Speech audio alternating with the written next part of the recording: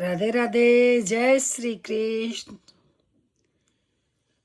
अभी तक हमने सुना था कि रावण शिव भक्त, विद्वान एवं वीर था, लेकिन नहीं, रावण अति मानववादी भी था। वाल्मीकि रामायण, तुलसीकृत रामायण में इस कथा का वर्णन नहीं है। यह तमिल भाषा में लिखी महर्षि कंबन की इरामावतारम में यह कथा है। रावण केवल शिव भक्त, विद्वान एवं वीर ही नहीं, अति मानववादी भी था। उसे भविष्य का पता था। वह जानता था श्री राम से जीत पाना उसके लिए असंभव है। जब श्री राम ने खरदूषण का सहज ही वध कर दिया, तब तुलसीकृत मानस में भी रावण के मन के भाव लिखे हैं। खरदूषण मोह सम बलवंता, तीनों को मरही बिनु भगवंता। रावण के पास जामवंत जी आचार्यत्व का निमंत्रण देने के लिए लंका भेजा गया। जामवंत जी दीर्घाकार थे। वे आकार में कुंभकर्ण से तनिक ही छोटे थे। लंका में प्रहरी भी हाथ जोड़कर मार्ग दिखा रहे थे। इस प्रकार जामवंत को किसी से कुछ पूछना नहीं पड़ा। स्वयं रावण को उन्हें राजद्वार पर अभिवादन का उपक्रम करते देख जामवंत ने मुस्कुराते हुए कहा कि मैं अभिनंदन का पात्र नहीं हूं, मैं वनवासी राम का दूत बनकर आया हूं। उन्होंने तुरंत सादर प्रणाम कहा। रावण ने सविनय कहा, आप हमारे पितामह के भाई हैं, इस नाते आप हमारे पूज्य हैं, कृपया आसन ग्रहण करें। यदि आप मेरा निवेदन स्वीकार कर लेंगे, तभी संभवतः मैं भी आपका संदेश सावधानी से सुन सकूंगा। जामवंत ने कोई आपत्ति नहीं की। उन्होंने आसन ग्रहण किया। रावण ने भी अपना स्थान ग्रहण किया। तदनुपरांत जामवंत ने पुनः सुनाया कि वनवासी राम ने सागर सेतु निर्माण उपरांत अब यथाशीघ्र महेश्वर लिंग विग्रह की स्थापना करना चाहते हैं। इस अनुष्ठान को संपन्न कराने के लिए उन्होंने ब्राह्मण वेदज्ञ और शव्य रावण को आचार्य पद पर वर्ण करने की इच्छा प्रकट की है। मैं उनकी ओर से आपको आमंत्रित करने आया हूँ। प्रणाम प्रतिक्रिया अभिव्यक्ति उपरांत रावण ने मुस्कान भरे स्वर में पूछ ही लिया, क्या राम द्वारा महेश्वर लिंग विग्रह स्थापना लंका विजय की कामना से किया जा रहा है? बिल्कुल ठीक, जामवंत ने कहा। श्री राम के महेश्वर के चरणों में पूर्ण भक्ति है। जीवन में प्रथम बार किसी ने रावण को ब्राह्मण माना, आचार्य बनने योग्य जाना। क्या रावण इतना अधिक मूर्ख कहलाना चाहेगा? यह भारतवर्ष में प्रथम प्रशंसित महर्षि पुलस्त्य के सगे भाई महर्षि वशिष्ठ के यजमान का आमंत्रण अपने आराध्य की स्थापना हेतु आचार्य पद स्वीकार कर दे। रावण ने अपने आप को संभाल कर कहा, आप पधारे यजमान, उचित अधिकारी है, उसे अपने दूत को संरक्षण देना आता है। राम से कहिएगा कि मैंने उनका आचार्यत्व स्वीकार किया। जामवंत को विदा करने के तत्काल उपरांत लंकेश ने सेवकों को आवश्यक सामग्री संग्रह करने के हेतु आदेश दिया और स्वयं अशोक वाटिका पहुंचे। जो आवश्यक उपकरण यजमान उपलब्ध न कर सके, जुटाना आचार्य का परम कर्तव्य होता है। रावण जानता है कि वनवासी राम के पास क्या है और क्या होना चाहिए। अशोक उद्यान पहुंचते ही रावण ने सीता से कहा कि राम लंका विजय की कामना से समुद्र तट पर महेश्वर लिंग विग्रह की स्थापना करने जा रहे हैं और रावण को आचार्य वर्ण किया। यजमान का अनुष्ठान पूर्ण हो, यह दायित्व आचार्य का भी होता है। तुम्हें विदित है, अर्धांगिनी के बिना गृहस्थ के सभी अनुष्ठान अपूर्ण रहते हैं। विमान आ रहा है, उस पर बैठ जाना। ध्यान रहे कि तुम वहां भी रावण के अधीन ही रहोगी। अनुष्ठान समापन उपरांत यहाँ आने के लिए विमान पर पुनः बैठ जाना। स्वामी का आचार्य अर्थात स्वयं का आचार्य यह जानकर जानकी जी ने दोनों हाथ जोड़ मस्तक झुका लिया।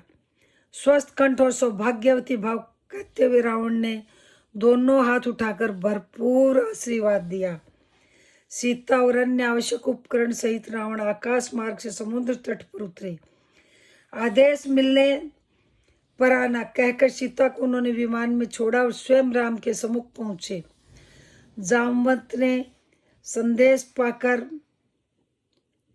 से संदेश पाकर भाई मित्र और सेना से श्री राम स्वागत सत्कार हेतु पहले से ही तत्पर थे। सन्मुख होते ही वनवासी राम आचार्य 10 गिरों को हाथ जोड़कर प्रणाम किया। दीर्घायु भाव, लंका विजय भाव, 10 गिर के आशीर्वचन के शब्द ने सबको चौंका दिया। सुग्रीवी ने विभीषण भी उन्होंने उपेक्षा कर दी, जैसे वे वहां हो ही नहीं। भूमि शोधन के उपरांत रावणाचार्य ने कहा, यजमान अर्धांगिनी कहाँ है? उन्हें यथास्थान आसन दे। श्री राम ने मस्तक झुकाते हुए हाथ जोड़कर अत्यंत विनम्र स्वर से प्रार्थना की, यदि यजमान असमर्थ हो तो योगाचार्य सत्वोत्कृष्ट विकल्प के अभाव में अन्य समकक्ष विकल्प से भी तो अनुष्ठान संपादन कर सकते हैं। अवश्य, किंतु अन्य विकल्प के अभाव में ऐसा संभव है, प्रमुख विकल्प के अभाव में नहीं। यदि तो अविवाहित विदुर अथवा प्रत्यक्ता होते तो संभव था। इन सब के अतिरिक्त तुम सन्यासी भी नहीं हो, पत्नीहीन भी नहीं हो, वान प्रस्थान का भी तुमने व्रत नहीं लिया। इस परिस्थिति में पत्नी रहित अनुष्ठान तुम कैसे कर सकते हो? तब श्री राम ने कहा, कोई उपाय आचार्य? आवश्यक साधन उपकरण अनुष्ठान उपरांत वापस ले जाते हैं। रावण ने कहा राम से कि आचार्य आवश्यक साधन उपकरण अनुष्ठान उपरांत वापस ले जाते हैं। स्वीकार हो तो किसी को भेज दो। सागर सन्निकट पुष्पक विमान में यजमान पत्नी विराजमान है। श्री राम ने हाथ जोड़कर मस्तक झुकाते हुए मौन भाव से इस सर्वश्रेष्ठ युक्ति को स्वीकार किया। श्री रामादेश के परिपालन में विभीषण मंत्रियों सहित पुष्पक विमान तक गए और सीता सहित लौटे। आर्य यजमान के पास स्वर्ग में बैठो। आर्य यजमान आचार्य के इस आदेश का विदेही ने पालन किया। गणपति पूजन, कलश स्थापना, नवग्रह पूजन उपरांत आचार्य ने पूछा, लिंग विग्रह? यजमान ने निवेदन किया, उसे लेने गत रात्रि के प्रथम पहर से पवन पुत्र कैलाश गए हुए हैं, अभी तक लौटे नहीं, आते ही होंगे। आचार्य ने आदेश दिया, विलंब नहीं किया जा सकता। उत्तम व्रत उपस्थित है, इसलिए अविलंब यजमान पत्नी बालू का लिंग विग्रह स्वयं बना ले। जनक नंदिनी ने स्वयं के कर कमलों से समुद्र तट की अद्र रेणुकाओं से आचार्य के निर्देशानुसार यथेष्ट लिंग विग्रह निर्मित किया। यजमान द्वारा रेणुकाओं का आधार पीठ बनाया गया। श्री सीताराम ने वही महेश्वर लिंग विग्रह स्थापित किया। आचार्य ने परिपूर्ण विधि विधान के साथ अनुष्ठान संपन्न कराया। अब आती है बारी आचार्य की दक्षिणा की। श्री राम ने पूछा, आपकी दक्षिणा? पुनः एक बार सभी चौंकाए।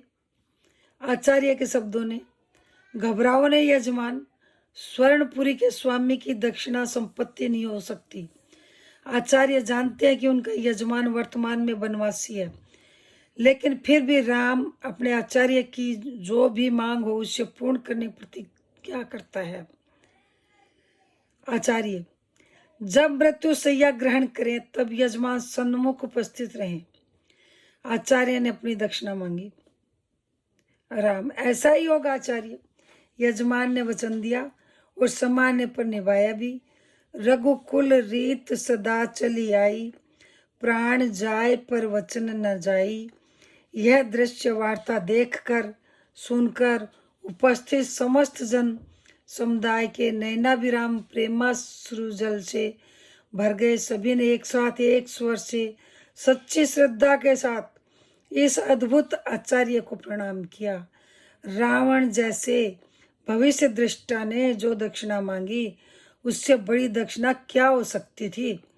जो रावण यज्ञ कार्य पूरा करने हेतु राम की बंदी पत्नी को शत्रु के समक्ष प्रस्तुत कर सकता है, वह राम से लौट जाने की दक्षिणा कैसे मांग सकता है।